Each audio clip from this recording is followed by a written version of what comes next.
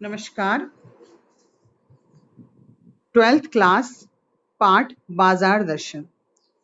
बाजार दर्शन के लेखक हैं जैनेन्द्र कुमार। प्रसिद्ध उपन्यासकार जैनेन्द्र कुमार का जन्म 1905 ईस्वी में अलीगढ़ में हुआ था। 1921 में इन्होंने गांधी जी के प्रभाव के कारण पढ़ाई छोड़कर असहयोग आंदोलन में भाग लिया। इनकी साहित्यिक सेवा के कारण इन्हें 1984 में भारत भारती सम्मान दिया गया। भारत सरकार ने इन्हें पद्म विभूषण से सम्मानित भी किया। इन्हें साहित्य अकादमी पुरस्कार भी प्राप्त हुआ और सन 1990 में दिल्ली में इनका निधन हो गया। हिंदी कथा साहित्य में प्रेमचंद के बाद सबसे महत्वपूर्ण कथाकार के रूप में जैनेन्द्र कुमार प्रतिष्ठित हुए हैं।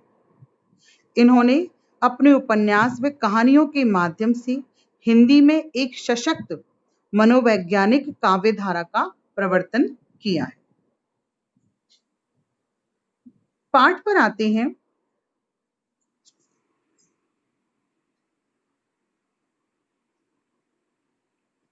बाजार दर्शन। बाजार दर्शन एक निबंध है। इस निबंध में गहरी वैचारिकता व साहित्य के सुलभ लालित्य का संयोग है। कई दशक पहले लिखा गया यह लेख आज भी उपभोक्तावाद व बाजारवाद को समझने में बेजोड़ है। यहाँ लेखक बताता है कि वे अपने परिचितों मित्रों से जुड़े अनुभव बताते हुए यह स्पष्ट करते हैं कि बाजार की जादुई ताकत मनुष्य को अपना गुलाम बना लेती है।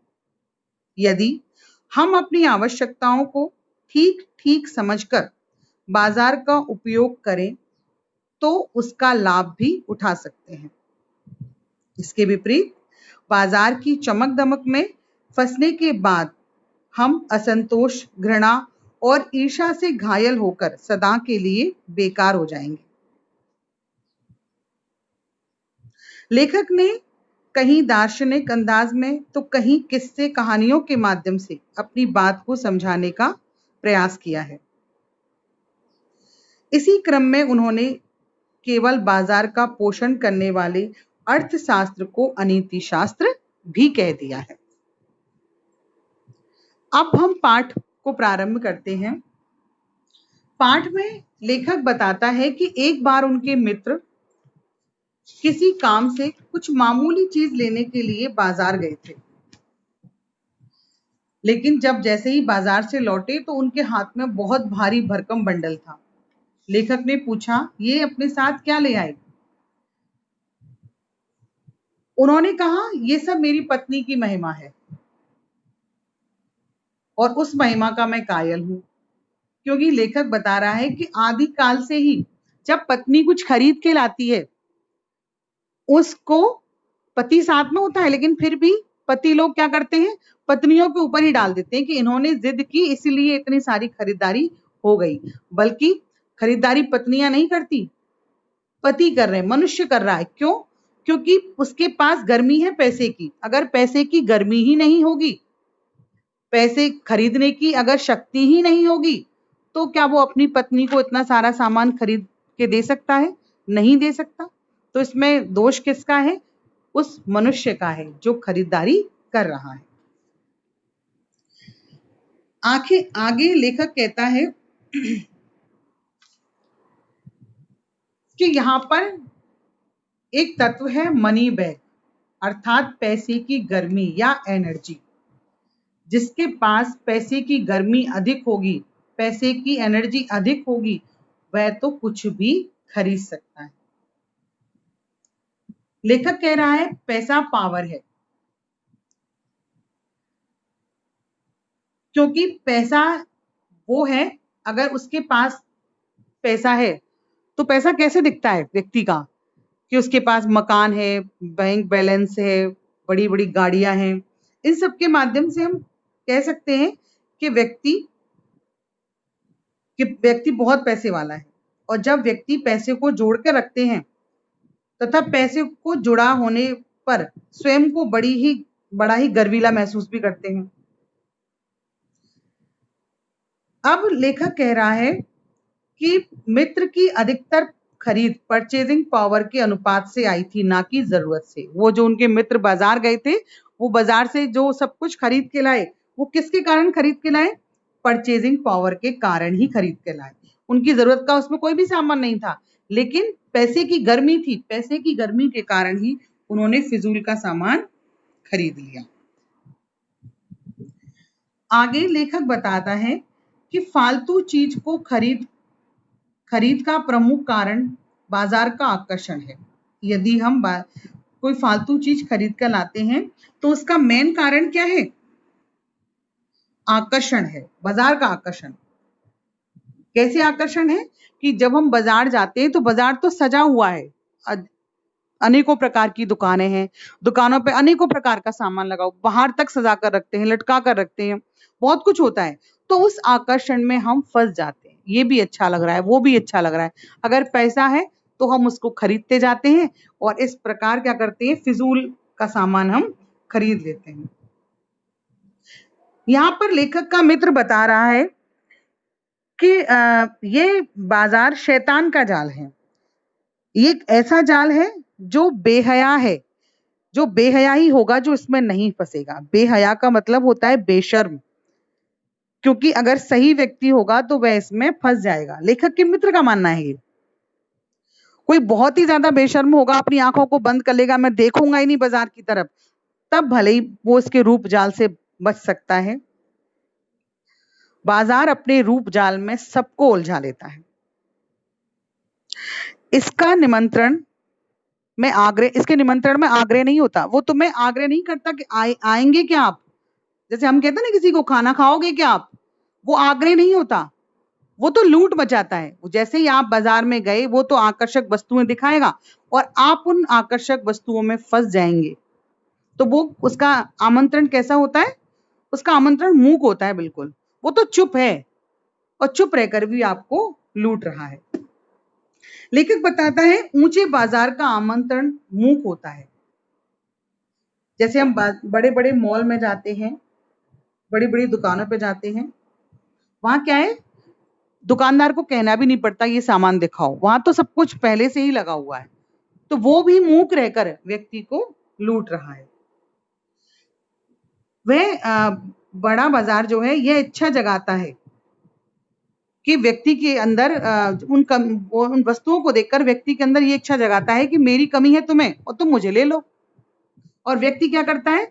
उस चीज की कमी महसूस होती है व्यक्ति को, और चाह नहीं है, जरूरत नहीं है, फिर भी वह उस वस्तु को खरीद लेता है। अब लेखक आगे बताता है कि लेखक का एक और मित्र है जो दोपहर से पहले बाजार गया तथा शाम को खाली हाथ वापस आ गया। पूछने पर बताया कि बाजार में कुछ भी लेने का नहीं था, बहुत कुछ था, लेकिन मैं एक वस्तु लेने का मतलब था दूसरी वस्तु को छोड़ना। अपनी चाह का अगर पता नहीं हो तो सब और की चाह हमें घेर लेती है, ऐसे में कोई भी परिणाम नहीं निकलता। मतलब वो लेने गया बाजार सामान, तो उसे सारे सामान, उसे ऐसे लगा कि अगर मैं इसे लूंगा तो इसको छोड़ दूंगा, ये भी सही नहीं है, उसको लूंगा उसको छोड़ दूंगा तो ये भी सही नहीं है। तो क्या किया उसने? कुछ भी नहीं खरीदा और वो खाली हाथ ही वापस आ गया।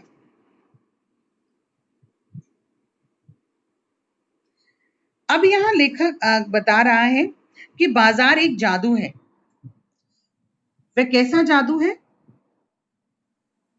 वह रूप का जादू है जो आंखों के माध्यम से काम करता है। कि उस बाजार के रूप के आकर्षण में हम किससे फंसते हैं? आंखों के माध्यम से फंसते हैं। जैसे ही हम उसकी सुंदरता को निहारते हैं तो उसके रूप के आकर्षण में हम फंस जाते हैं। और ये जादू तभी असर करता है जब हमारी जेब भरी हो और मन हमारा खाली। क्या कह रहा है लेखक? कि ये कैसे कब असर करता है? जब हमारा मन खाली हो और हमारी जेब भरी हो। यहीं पर लेखक कह रहा है जैसे चुम्बक का जादू लोहे पर चलता है, वैसे ही इस जादू की भी मर्यादा है। जेब भरी होने पर ही वह व्यक्ति पर असर करता है, और व्यक्ति का मन अंदर से अशांत होगा और उसके पास पैसा होगा, उस पर ही ये जादू असर करेगा। लेकिन जिसके पास पैसा नहीं होगा और उसका मन भी तृप्त होगा, उस व्यक्ति पर ये जादू असर नहीं करता।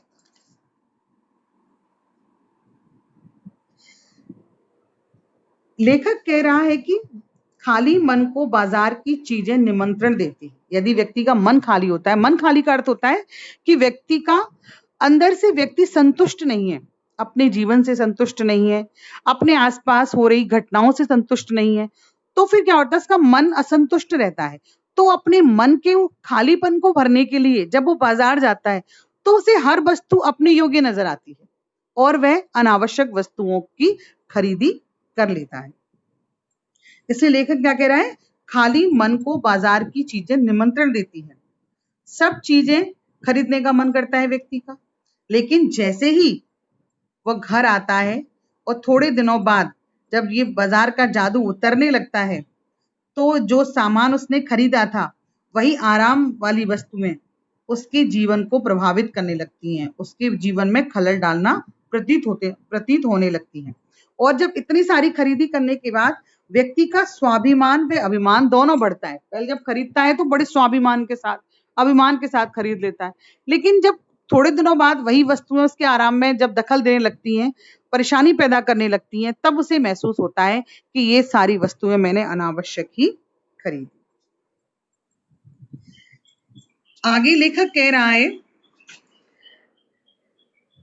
लेखक क्या कहता है, जादू से बचने का एकमात्र उपाय है कि बाजार जाते समय मन खाली नहीं रखें, व्यक्ति का मन भरा होना चाहिए। मतलब व्यक्ति के मन में लक्ष्य निर्धारित होना चाहिए कि बाजार से मुझे क्या लेना है। मन में लक्ष्य हो तो बाजार आनंद देता है। आनंद कैसे देगा?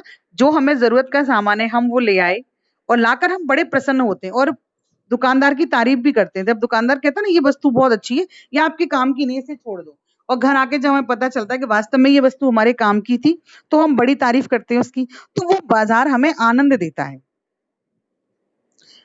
और बाजार भी आपसे कृतार्थ होता है। बाजार की असली कृतार्थता किसमें है? आवश्यकता के समय काम आना। बाजार का असली काम क्या है कि ग्राहक को जब आवश्यकता हो उस समय अगर वो काम आता है, तो उसकी असली कृतार्थता उसमें ही है कि आवश्यकता के समय काम आने में। मन खाली रखने का मतलब, लेखक यहाँ देखो बहुत इंपॉर्टेंट बात कह रहा है। क्या कह रहा है? मन खाली रखने का मतलब मन को बंद करना नहीं है। लेखक क्या कह रहा है कि मन को खाली रखने का अर्थ और मन को बंद रखना नहीं है। खाली होने में और बंद होने में बहुत अंतर होता है। मन खाली होने का अर्थ है कि व्यक्ति की इच्छाएं अतृप्त रहना, मतलब व्यक्ति का लक्ष्य निर्धारित ना होना। और लेकिन मन बंद होने का अर्थ है कि व्यक्ति का जीने के प्रति चाह ही खत्म हो जाना, व्यक्ति को अपनी इच्छाओं का मार लेना। लेकिन लेखक क्या कहता है? व्यक्ति को अपनी इच्छाओं को मारना नहीं है, बल्कि इच्छाओं पर अंकुश लगाना होता है। ठीक है? लेखक क्या कह रहा है कि मन खाली रखने का मतलब मन बंद करना नहीं है। शून्य होने का अधिकार बस परमात्मा को है, कि अगर कुछ भी उसके अंदर कोई भी भावनाएं नहीं है, कोई भी इच्छाएं नहीं है, तो वो सिर्फ परमात्मा को है, क्योंकि परमात्मा संपूर्ण है, वो पूर्ण है, और मनुष्य कैसा है? अपूर्ण है। मनुष्य इच्छाओं का निग्रह नहीं कर सकता। यह लोभ को जीतना नहीं, बल्कि लोभ की जीत है। अब लेखक क्या कहता है कि अगर व्यक्ति अपनी आंख को फोड़ डाले, भाई जैसे बाजार गया, अब वो कहता है कि बाजार के आकर्षण में फंस जाता हूं, इससे अच्छा है कि मैं अपनी आंखों को बंद करके बाजार जाऊंगा। तो ये असली बाजार जाना नहीं है, ये सही चीज नहीं है कि आंखें बंद करके बाजार जाना, बल्कि अपनी इच्छाओं को वश में करके तब बाजार जाएं। ये कोई मतलब नहीं कि मुझे उसको देखना नहीं इसलिए मैं अपनी आंख फोड़ लूंगा, तो नुकसान तो हमारा ही होगा। आंख बंद करके बाजार जाएंगे तो गिर नहीं जाएंगे, गिर जाएंगे ना। तो लेखक क्या कह रहा है कि हमें अपनी इंद्रियों को वश में करना चाहिए, क्योंकि लोभ को जीतना नहीं है।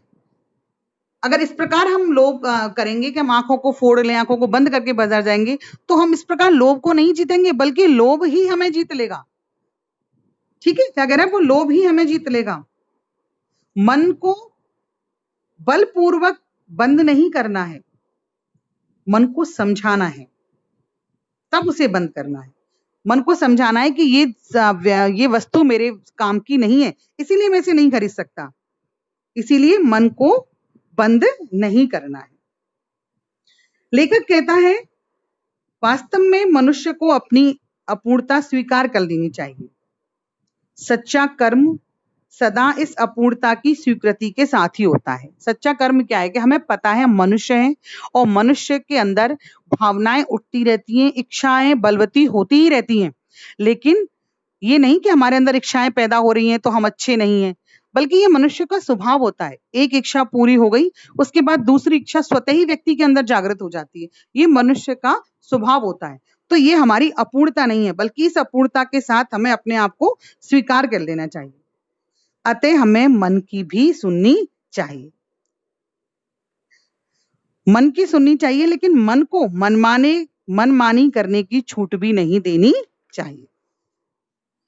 आगे लेखक बताता है कि उनके पड़ोस में एक भगत जी रहते हैं। वे बहुत लंबे समय से चूरन बेच रहे हैं। चूरन उनका सरनेम है। उनका नियम था कि वो प्रतिदिन 6 आने से अधिक का चूरन नहीं बेचते थे। वे अपना चूरन किसी थोक व्यापारी को भी नहीं देते थे, ना कोई पहले से ही ऑर्डर लेते थे, कुछ भी नहीं करते थे। बस उनका क्या था, 6 आने का चूरन बनाया और उसे बेचने बाजार चले गए, और जैसे ही उन्हें 6 आने प्राप्त हो गए, बचा कुचा चूरन में बच्चों में मुफ्त बांट देते थे, और वे हमेशा स्वस्थ रहते थे। उन पर बाजार का जादू नहीं चलता था। पढ़े लिखे भी नहीं थे वो, बड़ी बड़ी बातें करना भी नहीं जानते थे, लेकिन उनका मन अडिग था। बल्कि लेखक कह रहा है कि पैसा खुद उनसे कह रहा है, पैसा खुद उनके सामने भीख मांग रहा है कि मुझे ले लो, लेकिन वो एक निर्मम व्यक्ति है जो पैसे को अपने आहत गर्भ में बिलकता ही छोड़ देते हैं। मतलब वो ऐसे पहले निर्मम व्यक्ति हैं जो पैसे को छोड़ देते हैं कि मुझे तेरी भीख, मुझे नहीं चाहिए पैसा। 6 आने प्राप्त हुए, बाकी चूरन मुफ्त में बेच दिया। लेखक बताता है पैसे में व्यंग शक्ति होती है। पैसे में क्या होती है, व्यंग शक्ति होती है। वो व्यंग कर सकता है। जैसे कैसे होती है, जैसे पैदल कोई व्यक्ति जा रहा है, उसके पास से एक बड़ी सी गाड़ी निकली तो व्यक्ति परेशान हो जाता है, काश मैं भी अच्छे परिवार में उत्पन्न हुआ होता तो आज ये गाड़ी मेरे पास भी होती। किसी व्यक्ति का अच्छा घर देखता है तो मन में टीस उत्पन्न होती है, अरे काश मैं इनके घर पैदा हुआ होता तो आज मैं इस मकान में रह रहा होता। लेकिन ये ऐसा नहीं होना चाहिए। हर व्यक्ति अपने कर्म के आधार पर ही अपना जन्म निर्धारित करता है। अब लेखक कह रहा है कि वो जो चूरन वाले जो थे, उन पर बाजार का कोई असर नहीं होता। कैसे? लेखक बताते हैं कि वे कोई बड़े व्यक्ति नहीं है, बहुत छोटे से व्यक्ति हैं, लेकिन उनके मन निश्चित है, और वे जब जाते हैं बाजार तो पूरा चौक का बाजार खूब खुला पड़ा है, बाजार को देखते हुए उसकी तारीफ करते हुए जाते हैं, लेकिन उनके मन में लक्ष्य निर्धारित है कि उन्हें क्या लेना है, काला नमक लेना है, जीरा लेना है। जो चूरन में सामग्री डलती है वो सामग्री उन्हें खरीदनी है, और वो सामग्री कहाँ मिलेगी, पंसारी की दुकान पे मिलेगी। तो वो वहीं जाकर रुकते हैं, अपना सामान खरीदते हैं और उस बाजार को फिर देखते हुए अपने घर वापस आ जाते हैं। तो लेखक क्या कह रहा है, लेखक कह रहा है कि कुछ लोग इसे आध्यात्मिक, धार्मिक व नैतिक भी कहते हैं। लेखक कहता है कि जहां तृष्णा है, बटोर रखने की स्पृहा है, वहां पर बल बीज नहीं है। कहने का अर्थ ये है, अगर व्यक्ति में जहां संचय करने की तृष्णा उत्पन्न हो जाती है, मतलब इकट्ठा करने की जहां चाह उत्पन्न हो जाती है, तो वह व्यक्ति को निर्मल या मतलब व्यक्ति को निर्बल बना देती है। ठीक है, आगे लेखक बताता है कि एक दिन बाजार चौक पर उनकी भगत जी से राम राम हो गई, भगत जी से बातचीत हुई। तो उन्होंने देखा कि इनकी तो आंखें भी खुली हैं, सबसे बड़ी अच्छी तरीके से मिल रहे हैं, बात कर रहे हैं। भांति भांति की बढ़िया माल से भरा हुआ चौक है।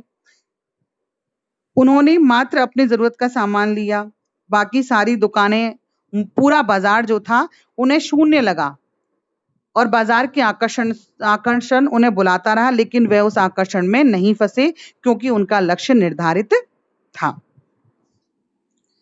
अब अंत में लेखक क्या कह रहा है, देखिए।